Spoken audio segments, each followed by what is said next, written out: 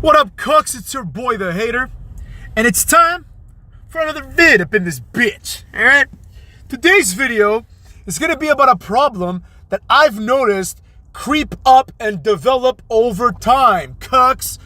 The primary way that we can label and acknowledge this problem is by calling it exactly what it is. A complete lack of worthwhile matches happening on Raw or SmackDown. Now, I'm sure some of you are thinking, Hater, there aren't any worthwhile matches happening at all. And you wouldn't be incorrect. But when we have matches that at least some people might consider worthwhile, they always happen on pay-per-views. Now, WWE has also added this new thing. They've brought back Saturday Night Main Event, which is, I don't even know what to call it. It's effectively a recurring pay-per-view. That's how it's treated, right? The only difference is it's recurring, so you don't need any new marketing materials. You just keep saying, oh, it's time for Saturday Night Main Event, number one.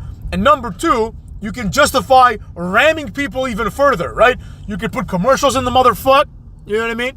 And then subsequently, in addition to commercials, you can also just have it be shit, right? Like, it's okay to have a shitty Saturday Night Main Event.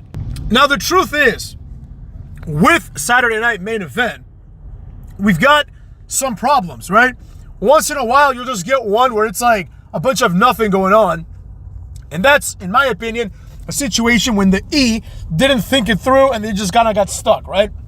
Like this current one is like that. I mean, if it weren't for Goldberg, this would just be another episode of Raw, you know? You wouldn't be able to justify having, you know, expensive ticket prices or anything else, right? It would just feel like a random Raw. Now, on Raw, and SmackDown, of course, it's, I think, very evident that wrestlers just don't wrestle anymore, right? I haven't watched NXT in a while, so I don't know. I haven't watched AEW in a while, so I don't know, right? But I'm assuming it's the same there. Like, I don't see, for example, Edge wrestling on a random Dynamite, right? Like, he's a big deal. I don't even know if he's around anymore, but if he is around, I don't see him doing that. I don't see Jon Moxley wrestling on, you know, a random Dynamite. Maybe I'm wrong. And if I am, I should probably, like, go watch that shit, right? Because that actually sounds more interesting than seeing a bunch of jobbers wrestle on Raw and SmackDown, right? But that's pretty much the issue that I think has grown to an unacceptable level, right? So in the past, the way it would work is like certain wrestlers, based on their characters, like let's take Triple H, for example, right? Triple H, when he was like in his first, and honestly all of his heel runs, but his first real heel run when he was with DX, right? Because the first one where he won it at SummerSlam or whatever, the day after SummerSlam, that doesn't count. But with DX, like when he first started like doing the whole X-Pac and New Age Outlaws thing, right? That was something that Triple H, you know, was capitalizing on the fact that he's Triple H, that he's sleeping with the boss's daughter, you know, and that he's got a posse, a faction with him, you know, to avoid wrestling, right? He would just send X-Pac out. X-Pac would get his ass beat by, like, I don't know, Rikishi or somebody of that caliber, right? And that was okay because X-Pac was Triple H's lackey, and that was kind of the point. But then Triple H would wrestle, you know, periodically on Raw, or he would, like, attack somebody on Raw, and he would almost certainly open the show with a promo, you know? And he would wrestle at pay-per-views. Now, everybody else that wasn't Triple H, right? That wasn't the WWE champion, and that wasn't in the position Triple H was in terms of kayfabe, would wrestle all the time. Like The Rock would go out there, he'd wrestle every week. You know, he'd cut a promo, and he'd wrestle probably in the main event, right? The main event of Raw and SmackDown was full of, you heard it, you guessed it, you knew it, main eventers, motherfucks.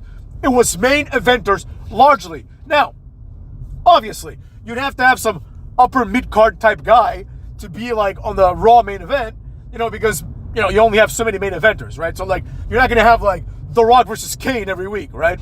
You're going to have, like, The Rock versus Kane once in a while on Raw.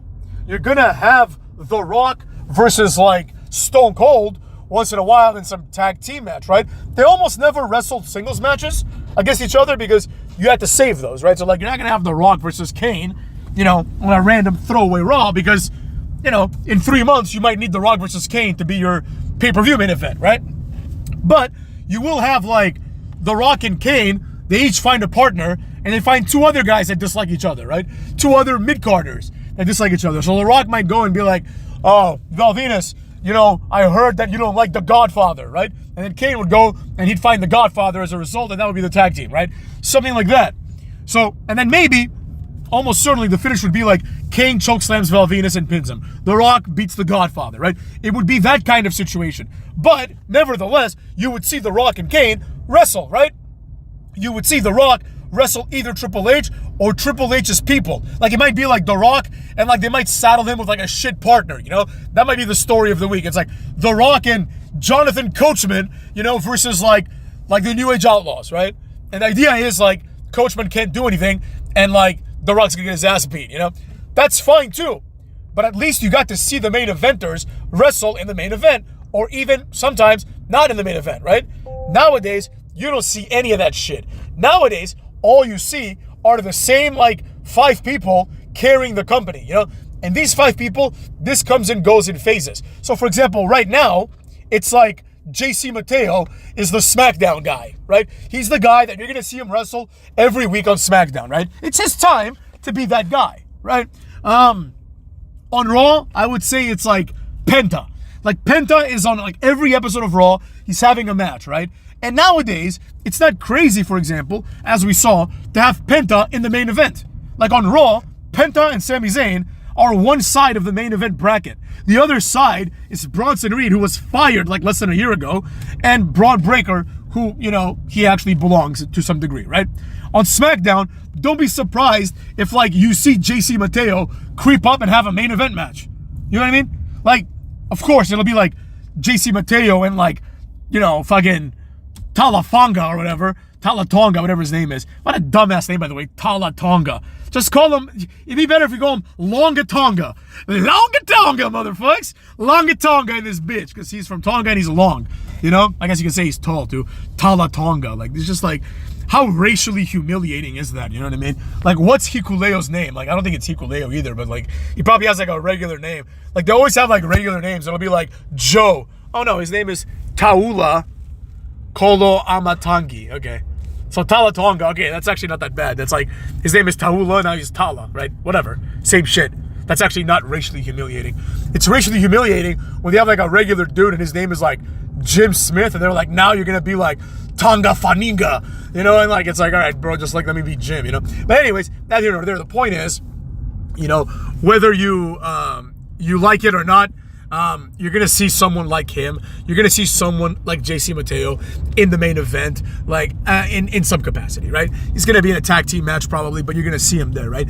And this, in my opinion, is unacceptable. Like, it's one thing, like, this is a problem that's distinct and separate from not having any main eventers, right? Because even when WWE doesn't have main eventers, they present people like main eventers, right? So, for example, there was a time when, like, the Great Khali was the champion, I think, of SmackDown, and, like, he was the only, main eventer on SmackDown, right? He would, like, defend the title against, like, MVP, things like that, right? But MVP was presented at that time as, like, a stand-in for a main eventer, right? He was like a Chris Benoit, where it's like, he's not a main eventer, nobody's gonna think he is, but he might show up one day and be a main eventer, right? And that's fine. I think that's perfectly reasonable. You can have that. You can have a situation where you have someone like MVP being, like a main eventer, but you can't do that with JC Fateo, right? JC Fateo is not presented at all, as a main eventer. He's 100% a lackey. So, like, lackeys should never be in the main event unless they're there to get their asses beat by a main eventer, right? Like, for example, X-Pac, one of my personal favorites of the Attitude Era was X-Pac, right? But I was under no impression that he was a main eventer. He was a lackey. So this lackey is going to go there, and he's going to get his ass beat by people like The Undertaker, Kane, Rikishi at some point, Angle, The Rock, like Triple H if he's feeling pissed off, Stone Cold, right? He's going to get his ass beat by the people that are, even like Shane McMahon, He's going to get his ass beat by the people that are considered to be more important, That's just how it is. But nowadays, we have situations where they don't even try. Like, they'll legit just have a lackey battle. Like I said yesterday, the main event of yesterday's Raw was a lackey battle. It was like the lackeys of Seth Rollins versus like Penta, who's just everyone's lackey, and Sami Zayn, who is Roman Reigns' lackey, kind of still, Like, it's just a bunch of lackeys wrestling. not one main eventer to be seen. Now, it's one thing, I said, to not have main eventers, right? But they do. They have people that they at least present as main eventers. Sure, I think that Seth Rollins is a mid-card jobber, but they seem to think otherwise. So why the fuck isn't Seth Rollins wrestling? Why can't the matches be like Penta versus Seth Rollins? You know? Now, would that be like much, much better? No, not much, much better. You know what I mean? Like, it would be marginally better, but it would still be better. And you wouldn't scratch your ass thinking like, wait a second, where are the main eventers? You know? Why doesn't Gunther wrestle every fucking week? You know? He's the main event guy on Raw.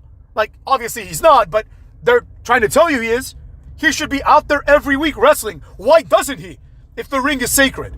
You know, but more on him later, right? We got a lot to say about Gunther. The point is, we don't have enough main eventers wrestling, and this is, like, compounded as a reason by the fact that the main eventers that we do have are all shit, right? Like, realistically, motherfuckers, let's be honest. The only main eventer in this company right now is Cena. Everybody else is a mid-card nobody, you know? Like, when was the last time Cody Rhodes did anything main event worthy?